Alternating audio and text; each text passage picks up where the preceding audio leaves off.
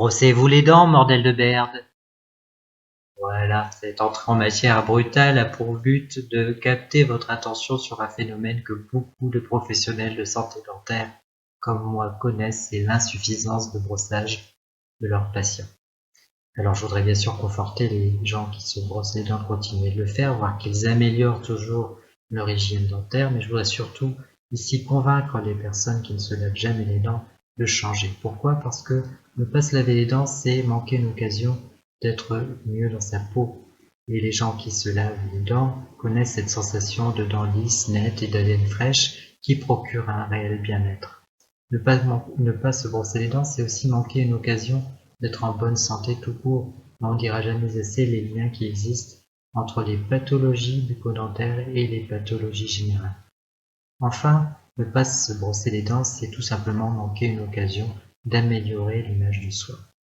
Je voudrais aussi parler des Français et de leur hygiène dont on parle très régulièrement dans les médias, parce qu'un Français sur 4 ne se brosse pas les dents, mais aussi beaucoup de Français ne changent pas de slip ou de culotte tous les jours, ou des Français qui ne se lavent pas les mains après être allés aux toilettes. Alors moi, tout ça, j'en ai marre. Je trouve que ça jette l'opprobre sur tout un peuple, et je pense que les Français valent mieux que ça.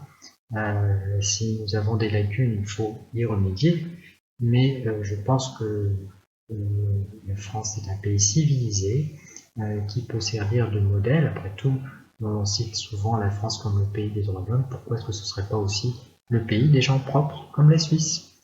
Mais pour ça, eh bien, il faut améliorer notre hygiène. Donc oui, ça passe par se laver tous les jours, des pieds à la tête, sans oublier le derrière.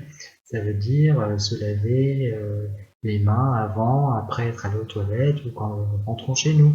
Ça veut dire nous laver le visage, sans oublier les ailes du nez, derrière les oreilles, le front, la lèvre.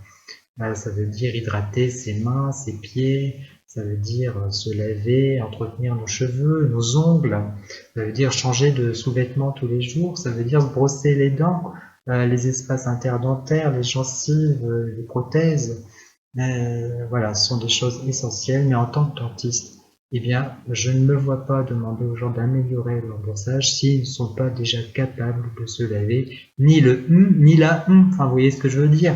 Donc non, on ne peut pas transiger en matière d'hygiène, ça fait partie de l'éducation qu'on reçoit, de celle qu'on doit transmettre, et en tant que dentiste, j'ai aussi une mission d'améliorer l'hygiène dentaire de mes concitoyens, et j'espère que cette vidéo y contribuera. Je vous remercie de votre attention, à bientôt.